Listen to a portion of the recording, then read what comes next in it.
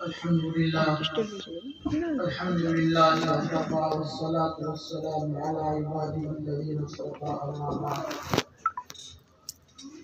أعوذ بالله من الشيطان الرجيم بسم الله الرحمن الرحيم إن هذا القرآن يهدي للتي هي أقوم صدق الله مولانا العظيم وقال النبي صلى الله عليه وسلم خيركم من تعلم القرآن وعلمه وقال النبي صلى الله عليه وسلم إن الله يرفع بهذا الكتاب أقواما ويضع به آخرين أو كما قال عليه الصلاة والسلام. میرے بزرگوں اور بھائیوں، نوجوان دوستوں، یہ جو تقریب منعقد کی گئی ہے اور یہ جو مجلس منعقد کی گئی ہے، اس مجلس کا تعلق کلام اللہ شریف سے ہے. چند بچوں نے اللہ تعالیٰ کے فضل و احسان سے مولانا محمد تصور صاحب کی محنت سے، بچوں کے ماں باپ کی چاہت سے قرآن کریم کو اپنے سینوں میں محفوظ کیا. یہ بچے بھی، ان بچوں کے استاد بھی، ان بچوں کے ماں باپ بھی، سبھی قدر و منزلت کے اعزاز و تکریم کے مستحق ہیں، کیونکہ انہوں نے اپنے سینوں میں اس کلام کو محفوظ کیا ہے جس کلام کے پھیلانے کے لیے اور جس کلام کی تبلیغ اور اشاعت کے لیے نبی پاک صلی اللہ علیہ وسلم نے 23 سال محنت کی ہے. اور وہ کلام پاک ہے جو دنیا کے اربوں مسلمانوں کا دستور اساسی ہے. یہ وہ کلام پاک ہے جس کلام پاک سے عزت نصیب ہوتی ہے، اور یہی وہ کلام پاک ہے کہ جس کے ساتھ ناانصافی کرنے سے، جس کے ساتھ غداری کرنے سے، جس کو چھوڑ دینے سے اللہ تعالیٰ ذلتیں بھی دیتا ہے، ذلیل بھی کرتا ہے. نبی پاک صلی اللہ علیہ وسلم نے 23 سال کے عرصے میں ساری زندگی آپ کی قرآن کی تبلیغ اور قرآن کی اشاعت اور قرآن کی تعلیمات پر عمل کرنے، قرآن کی تبلیغ میں ساری زندگی آپ نے گزاری ہے. اور یہ قرآن پاک ہی تھا جس قرآن پاک کے ذریعے سے عرب کے بدوؤں میں، بکریاں چرانے والوں میں، اونٹ چرانے والوں میں، آپس میں رات دن لڑنے اور جھگڑنے والوں میں، شراب کے رسیاؤں میں، ہر قسم کی اخلاقی برائیوں میں مبتلا قوم کے اندر ایک ایسا انقلاب پیدا ہوا کہ دنیا کی تاریخ ایسے انقلاب کی مثال پیش نہیں کر سکتی. نبی پاک صلی اللہ علیہ وسلم کی محنت سے، قرآن پاک کے اثرات سے، ان لوگوں کی قلب و نظر میں، ان لوگوں کی فکر و نظر میں، ان لوگوں کی سوچ میں ایسی تبدیلی پیدا ہوئی، ایسا انقلاب برپا ہوا کہ دنیا اس کی مثال پیش نہیں کر سکتی.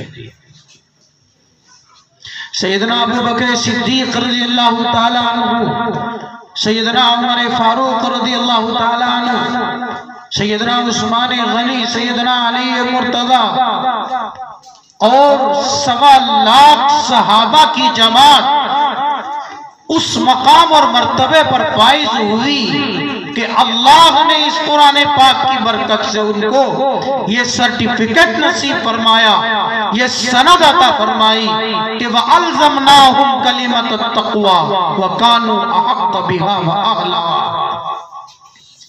ہم نے ان لوگوں کو متقی بنا دیا اور ان کو یہ سند عطا فرمائی کہ رضی اللہ عنہم ورضوا عنہ، اللہ ان سے راضی ہو گیا اور وہ اللہ سے راضی ہو گئے۔ یہ کس کی برکت تھی؟ قرآن پاک کی برکت تھی۔ یہ قرآن پاک وہ ہے جس نے نہ صرف انسانوں کی فکر و نظر میں تبدیلی پیدا کی، بلکہ اس قرآن پاک نے جنات جیسی مخلوق کے اندر تبدیلی پیدا کی۔ قرآن نے 2 جگہ جنات کا قصہ نقل کیا ہے کہ جنات نبی پاک صلی اللہ علیہ وسلم کی خدمت میں حاضر ہوئے اور انہوں نے قرآن پاک سنا۔ قُلْ أُوحِيَ إِلَيَّ أَنَّهُ اسْتَمَعَ نَفَرٌ مِّنَ الْجِنِّ فَقَالُوا إِنَّا سَمِعْنَا قُرْآنًا عَجَبًا۔ وادی نخلا میں جنات کی ایک جماعت نبی پاک صلی اللہ علیہ وسلم کا قرآن سن کر یہ تأثر پیش کرتی ہے کہ اِنَّا سَمِعْنَا قُرْآنًا عَجَبًا يَهْدِي إِلَى الرُّشْدِ، ہم نے ایک ایسی عجیب پڑھی جانے والی کتاب کو سنا ہے جو یہدی الی الرشد، جو ہدایت کا راستہ بتاتی ہے، راست بازی کا راستہ بتاتی ہے۔ فآمنا بہ، اور ہم تو اس پر ایمان لا چکے ہیں اور آج کے بعد ہم شرک نہیں کریں گے۔ وقالوا لن نشرک بربنا، ہم اپنے رب کے ساتھ شرک نہیں کریں گے۔ اس قرآن پاک نے نہ صرف یہ کہ انسانوں کے اندر انقلاب پیدا کیا، جنات کے اندر بھی انقلاب پیدا کیا ہے۔ اتر کر حرا سے سوئے قوم آیا، اتر کر حرا سے سوئے قوم آیا، ایک نسخہ کیمیا اپنے ساتھ لایا، وہ بجلی کا کڑکا تھا یا صوت ہادی، عرب کی زمین جس نے ساری ہلا دی۔ نبی پاک صلی اللہ علیہ وسلم نے قرآن پاک سے انقلاب پیدا کیا۔ کیا ہے قرآن؟ اللہ فرماتے ہیں کہ قرآن میرا علم ہے، قرآن میرا کلام ہے، وَلَكِنِ اللَّهُ يَشْهَدُ بِمَا أَنزَلَ إِلَيْكَ أَنزَلَهُ بِعِلْمِهِ وَالْمَلَائِكَةُ يَشْهَدُونَ وَكَفَى بِاللَّهِ شَهِيدًا۔ اے محمد، اللہ اس کا شاہد ہے، اللہ اس کی گواہی دیتا ہے۔ وَلَكِنِ اللَّهُ يَشْهَدُ، اللہ شہادت دیتے گئے۔ عدالت میں گواہی دینے والا اپنے منصب، اپنے مرتبے اور اپنے عزت کے اعتبار سے دیکھا جاتا ہے کہ گواہ کون ہے۔ گواہی دینے والا اللہ خود ہے۔ وَلَكِنِ اللَّهُ يَشْهَدُ، کس بات کی گواہی؟ اس بات کی گواہی بِمَا أَنزَلَهُ إِلَيْكَ، اس بات کی گواہی یہ جو تمہاری طرف ہم نے قرآن نازل کیا ہے، بِمَا أَنزَلَهُ إِلَيْكَ، یہ جو قرآن ہم نے تمہاری طرف نازل کیا ہے، ہم گواہی دیتے ہیں کہ انزلہ بعلمہ، اس کو خود اللہ نے اپنے علم کے ساتھ نازل کیا ہے۔ یہ اللہ کا علم ہے، یہ اللہ کا علم ہے۔ فرشتے اس کی گواہی دیتے ہیں اور اللہ کے مقابلے کس کی گواہی ہو سکتی ہے؟ وَكَفَى بِاللَّهِ شَهِيدًا، یہ اللہ کا علم ہے۔ کیا ہے بولو؟ اللہ کا علم ہے۔ اللہ کے علم کا مقام اور مرتبہ آپ سمجھتے ہیں؟ دنیا بنانے والے کا علم، دنیا بنانے والے کی نالج اور فیکٹری۔ ایک انجینئر نے ایک کار بنائی اور اس کار کے پرزے سیٹ کیے اور اس کار کے اندر اس طرح کے پرزے سیٹ کیے کہ اس کے اندر فیول کی ضرورت ہے، تیل کی ضرورت ہے یا گیس کی ضرورت ہے۔ اگر وہ تیل والی گاڑی ہے، بڑے سے بڑا ڈرائیور اس کے اسٹیئرنگ پر بیٹھا ہوا ہے، بڑے سے بڑا کوئی صاحب کشف و کرامت بزرگ اس کے اسٹیئرنگ پر بیٹھا ہوا ہے، لیکن اس گاڑی کے اندر تیل نہیں ہے۔ تیل کی جگہ لوگوں نے کہا اس میں شہد ڈالتے ہیں، ہم اس کے اندر پانی کی جگہ دودھ ڈالتے ہیں، ہم اس کے اندر تیل نہیں ڈالتے، تیل کی جگہ ہم زیتون کا تیل ڈالتے ہیں۔ انصاف سے بتاؤ، گاڑی اعلیٰ سے اعلیٰ، قیمتی سے قیمتی، ڈرائیور ماہر سے ماہر، کیا وہ گاڑی اپنی منزل مقصود پر پہنچ سکتی ہے؟ وہ تو بتائیے، پہنچ سکتی ہے؟ اگر وہ گاڑی انجینئر کی بنائی ہوئی، اس کی سیٹ کی ہوئی، اس کے پرزے سیٹ کیے ہوئے، اگر اس کے اندر اس کی ہدایت کے مطابق گیس نہیں بھریں گے، تیل نہیں ڈالیں گے، وہ گاڑی منزل پر پہنچ نہیں سکتی۔ تو اس سنسار کے بنانے والے اور اس دنیا کو بنانے والے خدا نے، جس نے اس دنیا کا ایک ایک پرزہ سیٹ کیا ہے، سورج کو سیٹ کیا، چاند کو سیٹ کیا، ستاروں کو سیٹ کیا، ہواؤں کو سیٹ کیا، دریاؤں کو سیٹ کیا، پہاڑوں کو سیٹ کیا، اور اس پوری کائنات میں سب سے اعلیٰ مخلوق مجھے اور آپ کو بنایا، اشرف المخلوقات حضرت انسان کو بنایا ہے۔ اگر یہ انسان چاہے مندر میں پوجا کرنے والا ہو، چاہے مسجد میں عبادت کرنے والا ہو، چاہے کلیساؤں میں چراغ جلانے والا ہو، چاہے گردواروں میں حمد و ثنا پڑھنے والا ہو، اس دنیا کا انسان اگر اس دنیا کے بنانے والے کے کلام کے مطابق، ہدایت کے مطابق، علم کے مطابق اپنی زندگی کو نہیں گزارے گا تو وہ اپنی منزل مقصود پر نہیں پہنچ سکتا۔ ہم ساری دنیا کو علل اعلان یہ بات کہے دیتے گئے، فخر کے ساتھ کہتے گئے، اعتقاد کے ساتھ کہتے گئے، دنیا کا انسان اگر اپنی منزل مقصود پر پہنچنا چاہتا ہے، اس کا ایک ہی راستہ ہے، اور وہ راستہ خدا کے علم کا ہے، اور خدا کا علم کا ایک ہی راستہ ہے، وہ راستہ قرآن پاک کا راستہ ہے۔ قرآن پاک کے بغیر چاہے مسجدوں میں نماز پڑھنے والا نمازی ہو، یا کلیساؤں میں عبادت کرنے والا عیسائی ہو، چاہے گرجاؤں گھروں میں یہودی ہو، اگر وہ قرآن کی ہدایت کے مطابق نہیں چلتا، وہ مسلمان ہی کیوں نہ ہو اپنی منزل پر پہنچ نہیں سکتا۔ آج ہماری زندگی ہمارے رسوم اور رواج کے مطابق گزر رہی ہے۔ نبی پاک صلی اللہ علیہ وسلم نے ہم کو قرآن کی روشنی میں زندگی کے 5 بڑے تعلیمات کے ڈپارٹمنٹ دیے، شعبے دیے۔ سب سے پہلے ہماری فکر اور عقیدہ، ہمارا عقیدہ کیا ہونا چاہیے؟ عقیدہ بنیادی چیز ہے۔ آج کل ہمیں اپنے عقائد ہی کا نہیں پتا ہے۔ دوسرے نمبر پر عقیدوں کے بعد ہماری عبادتیں کیسی ہونی چاہیے۔ تیسرے نمبر پر ہمارے معاملات کیسے ہونے چاہیے۔ چوتھے نمبر پر ہمارا رہن سہن اور ہماری معاشرت کیسی ہونی چاہیے۔ پانچویں نمبر پر ہمارے اخلاق کیسے ہونے چاہیے، ہمارا دوسروں کے ساتھ برتاؤ کیسا ہونا چاہیے۔ لے دے کر اگر مسلمان کچھ پرسنٹ مسلمان گئے تو وہ صرف عبادات کی حد تک مسلمان گئے یا عقائد کی حد تک مسلمان گئے۔ جب بات معاملات کی آتی ہے، جب بات زندگی گزارنے کے طور طریقوں کی آتی ہے، معاشرت کی آتی ہے، جب بات اخلاقیات کی آتی ہے، تو ان تینوں شعبوں میں مسلمانوں کا معاملہ 0/0 ہوتا ہے۔ معاملات اسلام کے مطابق نہیں، اخلاق اسلام اور قرآن کے مطابق نہیں، اور معاشرت ہماری اسلام اور قرآن کے مطابق نہیں۔ ہوگی کیسے؟ ہم کو علم ہی نہیں ہے۔ علم ہوگا تو ہوگی۔ ہمیں علم ہی نہیں ہے۔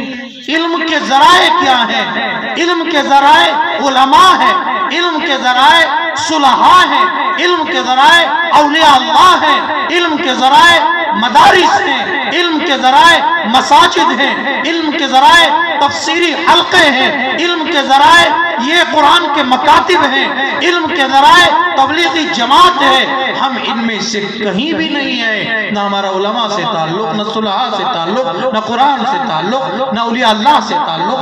قرآن کہتا ہے یا ایھا الذین آمنو، اے مسلمانو، اتقوا اللہ، اللہ سے ڈرو، وکونوا مع الصادقین، اور ان لوگوں کے ساتھ رہو جو سچے ہیں، اپنے عمل میں بھی، اپنے قول میں بھی، اپنی نیت میں بھی۔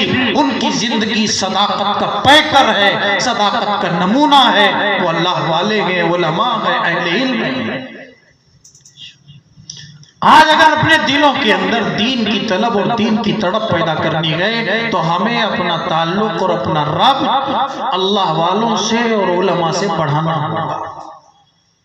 میں اکثر کہا کرتا ہوں آپ کو سبزی چاہیے، سبزی تو وہ سبزی کی دکان پہ ملے گی یا کمبو کٹیڑے میں کپڑے کی دکان پہ ملے گی؟ بتاؤ بھائی، نہیں، وہ کمبو کٹیڑے میں کسی کپڑے والے کی دکان پہ جا کے کہنا 1 کلو آلو دے دو، مل جائے۔ آپ کو سیٹرنگ کا سامان چاہیے، کائے کا چاہیے؟ سیٹرنگ کا سامان چاہیے، سبزی منڈی میں جا کے کھڑے ہو گئے 10 کٹے سیمنٹ کے دے دیو بھائی، مل جائے گا۔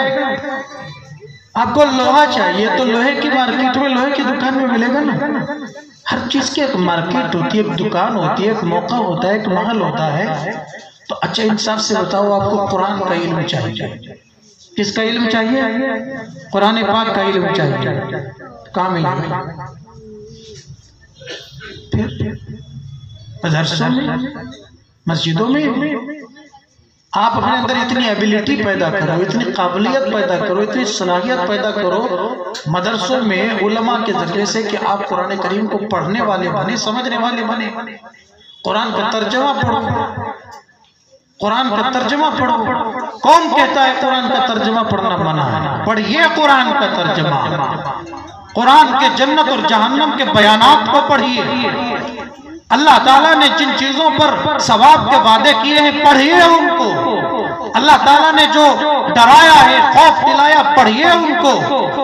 صرف قانونی آیتیں چھوڑ دیجئے، کیونکہ قانونی آیتوں کی تشریح قانون نہ کر سکتا ہے، آپ نہیں کر سکتے، اور قانونی آیتیں بہت تھوڑی سی ہیں۔ 6,500 آیتوں میں سے علماء نے لکھا ہے صرف 500 آیتیں ایسی ہیں جو قانونی آیتیں ہیں، جو قانون نہ سمجھ سکتے ہیں۔ باقی 500 کو چھوڑ کر آپ قرآن پڑھیے، اس میں توحید کا بیان ہے، اس میں شرک کا بیان ہے، اس میں رسالت کا بیان ہے، اس میں آخرت کا بیان ہے، اس میں جنت کا بیان ہے، اس میں جہنم کا بیان ہے۔ آپ کیوں نہیں قرآن کا ترجمہ پڑھتے؟ جو قوم اپنے دستور اساسی کی وفادار نہیں ہوتی، اس قوم کو زندہ رہنے کا حق نہیں ہوتا۔ جو قوم اپنی دستور اساسی کی غدار ہوتی ہے، اپنے دستور اساسی کو اہمیت نہیں دیتی، تو اس قوم کو جینے کا حق نہیں ہوتا۔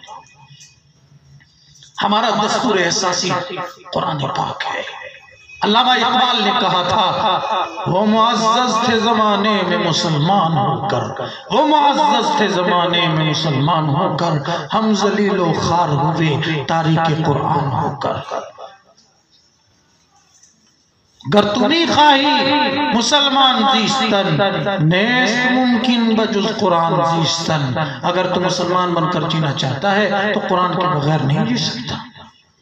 مسلمانوں، آپ کو اور مجھے فخر کے ساتھ یہ بات دنیا کے لوگوں کو کہنے کا حق ہے کہ ایک ہم ہی وہ لوگ ہیں جن کے پاس آکاش وانی، آسمانی کتاب محفوظ ہے، موجود ہے، اس میں کوئی تغیر اور تبدیلی نہیں۔ ورنہ دنیا کے اور دھرموں کے پاس بھی ان کی آکاش وانیاں ہیں، آسمانی کتابیں ہیں، لیکن وہ محفوظ نہیں ہیں۔ خود ان کو بھی اس بات کا یقین ہے کہ یہ کتابیں وہ نہیں ہیں جو کبھی کسی زمانے پر پیغمبروں پر اتری تھی۔ یہ یقین صرف مسلمانوں کو ہے۔ مسلمان ان کو اس بات پر چیلنج بھی کر چکا ہے، ہرا بھی چکا ہے، مناظرے ہو چکے ہیں، مقابلے ہو چکے ہیں کہ تم یہ ثابت کر دو کہ یہ انجیل وہ انجیل ہے جو حضرت عیسیٰ پر اتری۔